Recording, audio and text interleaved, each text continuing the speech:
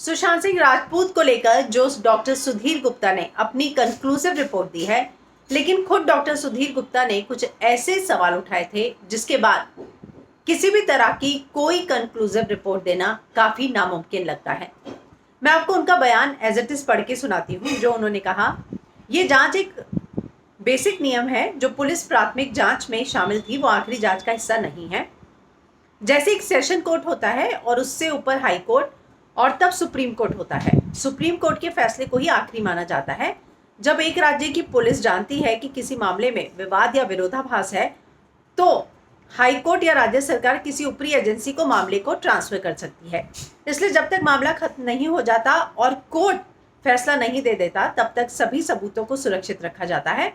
और जिस जगह सुशांत की मौत से जुड़े जरूरी दस्तावेज बाद में हमें भेजे जाएंगे, इसलिए हम उनका इंतजार कर रहे हैं। तो उनका ये कहना था कि वहाँ पर सारे सबूतों को जो है सुरक्षित रखा जाता है और इस पूरे केस में जो है वीडियोग्राफी जो है नहीं की गई है।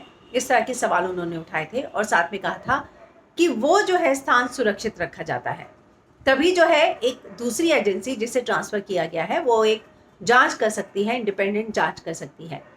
लेकिन वो खुद भी मान रहे हैं कि यहाँ पर क्राइम सीन को सुरक्षित नहीं रखा गया। पोस्टमार्टम रिपोर्ट पे डेथ का टाइम मेंशन नहीं था। वो इस बात पर भी सवाल उठा रहे हैं कि वीडियोग्राफी शायद नहीं है।